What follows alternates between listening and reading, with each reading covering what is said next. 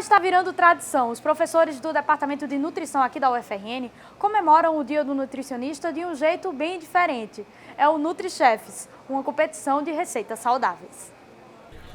Bolo de banana fitness, mini rocambole, pão de queijo vegano e outras receitas são as finalistas do NutriChefs, competição inspirada nos grandes reality shows de culinária realizada por alunos e professores da UFRN.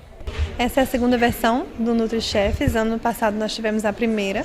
É um concurso que é realizado para celebrar o Dia do Nutricionista, que é 31 de agosto. Então, na nossa primeira versão, nós fizemos o concurso com o tema sobremesa saudável. Esse ano nós estamos trabalhando com o tema lanches saudáveis. Para chegar até aqui, os participantes tiveram que enviar suas receitas e passaram por 3 jurados, que avaliaram criatividade, custo e valor nutricional. Agora, na final, eles passarão por um júri técnico e um júri popular. Nós tivemos uma banca composta por 3 professores do Departamento de Nutrição que avaliaram as receitas quanto à criatividade, uso de ingredientes, se eram ingredientes saudáveis ou não, e também exequibilidade, né? Se daria para fazer e deixar pronto num tempo hábil de um lanche, por exemplo. A iniciativa tem como objetivo incentivar o consumo de alimentos mais saudáveis e de compartilhar receitas com a comunidade.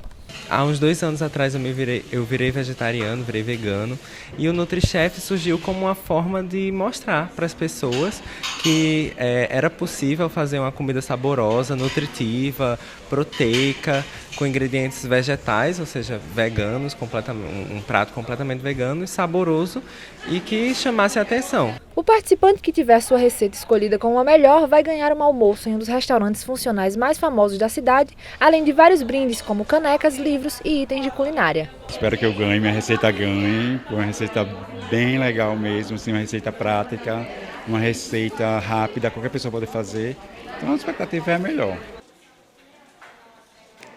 Na semana passada, a Prefeitura de Natal lançou o aplicativo Visit Natal. A intenção da plataforma é indicar os pontos turísticos e culturais que existem aqui na capital potiguar.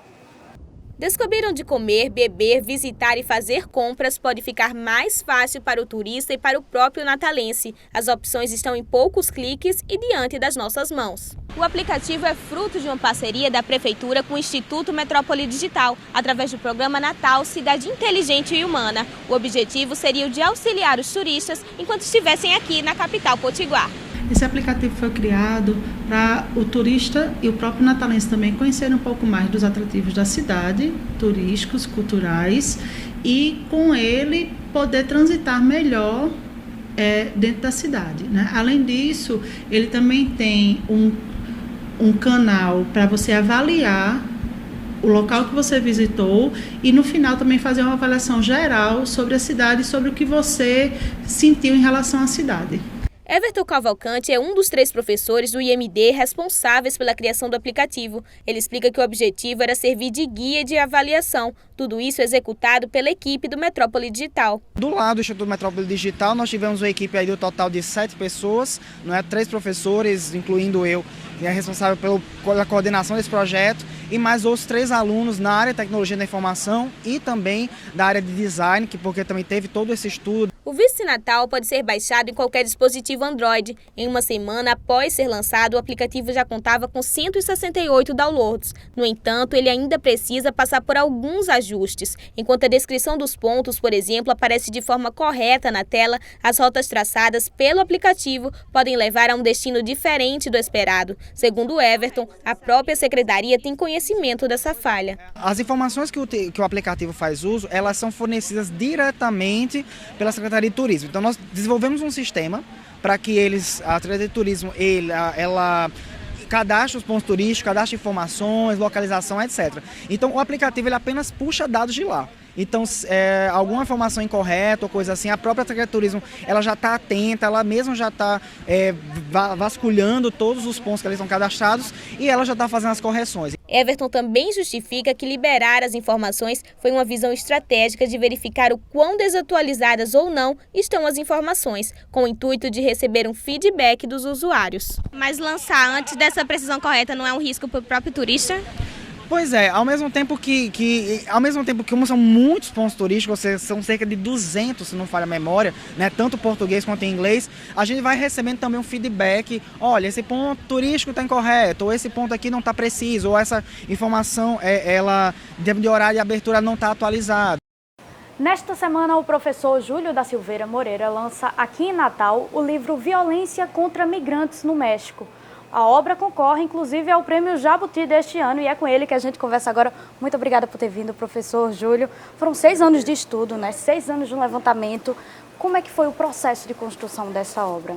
Essa obra, que é meu trabalho de doutorado em Sociologia na Universidade Federal de Goiás, com uma parceria com a Universidade Nacional Autônoma do México, que é a UNAM, né?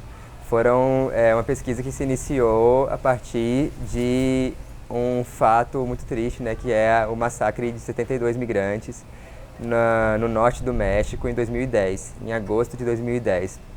Essa pesquisa se concluiu com a publicação do livro no final do ano passado. E esse fato me levou ao México várias vezes, em torno dessa busca de entender por que as pessoas migram para os Estados Unidos e por que escolhem essa rota migratória que é a passagem pelo México, algo que chega a ser até fruto de histórias, né, de muitas contextos em que as pessoas contam, né, como já foram feitos filmes, novelas. Existe uma certa romantização, a gente pode dizer assim, né, dessa passagem. Existe um pouco dessa romantização e existe também todo o processo em que as pessoas continuam indo trabalhar nos Estados Unidos. Então, a gente está trabalhando com um contexto de migração laboral, migração de trabalho, em que as pessoas buscam migrar por necessidade, diante da crise econômica e por questões culturais também, porque existe uma crença de que é mais viável encontrar trabalho e ter êxito econômico trabalhando fora do país do que no próprio país. E esse fluxo é feito por pessoas não só do Brasil, mas de vários países da América Latina. E aí, para fazer o livro, né, para contar essas histórias, você colheu depoimentos, entrou em contato com essas pessoas? Como é que foi esse processo de produção? Bastante. O primeiro contato com esse processo assim, mais direto foi em 2010, no Tribunal Internacional de Consciência dos Povos em Movimento, um evento que eu participei na cidade do México como advogado de direitos humanos. E aí, eu assistindo e participando da organização desse evento, é que eu tive conhecimento de todas essas viagens, dos sequestros, dos desaparecimentos de pessoas que se dão aí diariamente no México, inclusive de crianças. Então são temas bastante graves e que a gente busca através da pesquisa, não só compreender, conhecer, aprofundar, mas também sensibilizar as pessoas para esses temas dos direitos humanos que é preciso serem conhecidos para a gente se solidarizar com todo esse contexto e ampliar, ou seja, perceber por que essas coisas acontecem. Claro. Professor Júlio, existiu algum momento na história assim, que essas rotas, esse processo, ele foi mais constante? Existe algum dado relacionado a isso? Sim, houve um grande crescimento da migração para os Estados Unidos na década de 80 do século passado. O fato que todo mundo se lembra dessa crise econômica, da chamada década perdida, no Brasil, que também teve em vários outros países da América Latina, e aí que começou o fluxo que foi crescendo em bola de neve cada vez mais. Teve seu auge nos anos de 2005 e 2006, em que centenas de pessoas, de brasileiros, eram presos na fronteira do México com os Estados Unidos, todos os dias, todas as noites, ao tentar cruzar lá no Rio Grande, né, na fronteira com os Estados Unidos. Essa fronteira é muito importante ser conhecida, né, esse contexto todo. Eu viajei por várias cidades do México e dos Estados Unidos também, para poder conhecer, e também entrevistei pessoas que retornaram para o Brasil, e também familiares também, de imigrantes. O livro traz alguns depoimentos, né? A gente já conseguiu dar uma olhada aqui antes da entrevista, traz alguns depoimentos, e tem um capítulo voltado só para realmente essa questão dos brasileiros, né? Os brasileiros que saem daqui e fazem esse percurso. Por que a ideia de selecionar? Por que a necessidade de se selecionar um capítulo só para os brasileiros? Muito boa pergunta. Esse é um foco importante do livro e está aí a originalidade da minha pesquisa, porque a pesquisa sobre a migração pelo México, a passagem pelo México, já tem várias pesquisas sobre isso. Porém, eu fui inclusive muito bem aceito na universidade no México, exatamente pelo fato de que pouca gente está pesquisando a emigração de brasileiros e o fato de que os brasileiros também deixam o país para trabalhar fora. Então, foi por que então essa busca de pesquisar essa migração dos brasileiros, inclusive porque é uma rota diferente da rota seguida pelos trabalhadores da Guatemala, de outros países da América Central. No caso, a rede de coiotes que trabalha de formas diferentes. Muitas vezes eles vão em uma rota de avião, de ônibus, e os centro-americanos eles vão nas linhas de trem, por cima dos trens, que é o trem chamado La Bestia, que é um trem de carga que viaja por dentro do México. E os brasileiros vão por outras rotas. Eu queria conhecer essas rotas e esses processos. Inclusive, atualmente, não vão só pelo México, mas vão também pelo Mar do Caribe, pelas Ilhas das Bahamas, para entrar na Flórida. E semanalmente a gente tem notícia de barcos que naufragam e tem pessoas que afogam nessa travessia. Professor, só para a gente entender, assim, do início da sua pesquisa para hoje, essas situações, esses casos de violência contra migrantes, eles cresceram? Então, quando o Donald Trump se elege nos Estados Unidos, ele se elege com uma promessa de construir um muro entre o México e os Estados Unidos, né? O que é uma falácia, porque o muro existe já desde os anos 90. Eu conheci várias partes desse muro que divide os dois países, né? O que ele quis dizer com essa frase foi exatamente o fato de querer aumentar as políticas restritivas que já vinham se dando com o George W. Bush, com o Obama e agora que tem continuidade com o Trump. Então, agora recentemente, ele perdoou um xerife que estava muito implicado na perseguição aos migrantes latino-americanos, que é o Joe Arpaio, e esse perdão foi visto com mal visto pela comunidade latino-americana nos Estados Unidos, né? Então isso faz com que a gente ainda não tenha dados para poder medir atualmente, depois de Donald Trump, se aumentou ou não a migração indocumentada, inclusive porque esses dados não são oficiais. Mas a gente tem esses indícios de que a perseguição e a deportação de imigrantes segue ali nos Estados Unidos. E as pessoas têm retornado para o Brasil e elas querem ver formas de ir outra vez para os Estados Unidos. É aí que surgem as rotas indocumentadas, rotas ilegais de imigração.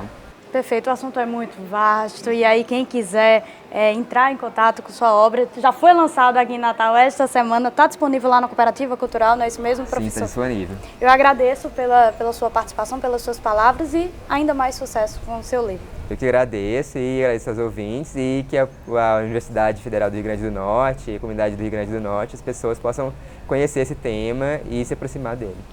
O curso de Economia aqui da UFRN anda muito bem representado. A monografia de uma das alunas, que agora já pode de fato ser chamada de economista, ficou em segundo lugar no 23º Prêmio Brasil de Economia. O 23º Prêmio Brasil de Economia atribuiu 15 premiações a publicações em níveis de graduação, mestrado, doutorado, artigos científicos e livros de economia. E a Emília, que agora é ex-aluna da UFRN, teve seu trabalho reconhecido como segundo melhor na categoria monografia de graduação. Ver que o seu trabalho é reconhecido, não só que eu tirei em primeiro lugar no prêmio do ano passado do RN e segundo o Brasil você concorre com outros estados, com outras monografias, outros assuntos, e você perceber que o seu também foi interessante, é muito bom, é estimulante você continuar na área, você continuar a pesquisar. Eu não falo necessariamente Brasil e China, mas a tudo que se remete ao Instituto de Economia e ao que a gente se propõe a fazer. O objeto de estudo da Emília para a monografia foi o comércio entre o Brasil e a China, e utilizou um modelo de vetor de correção de erro para formular sua análise. Eu tentei entender de que formas se deu e de que forma era tão significativa essas relações Brasil e China e de como ele era significativo para o nosso país. Então, foi através desse ideal, eu sempre quis fazer alguma coisa relacionada a Brasil e China, então eu comecei a pesquisar e tentar entender, aí tentar mensurar, no caso a ideia era tentar mensurar o quão significativas eram essas relações para a gente hoje. A premiação é organizada pelo Conselho Federal de Economia, o COFECOM, e foi divulgada no Congresso Brasileiro de Economia, no início do mês, em Minas Gerais. O programa de hoje fica por aqui. Se você quiser continuar por dentro do campus, acesse a página da UFRN na internet. Você já sabe que pode ver todas as nossas matérias e entrevistas em nosso canal no YouTube. Curta, compartilhe. Se quiser entrar em contato com a gente, você tem 3 canais. Pode enviar um e-mail, deixar uma mensagem em nossa página no Facebook ou pelo WhatsApp. Na próxima quinta-feira, às 8h30, nós temos um encontro marcado com reprise na sexta, às 11 da manhã. Até lá!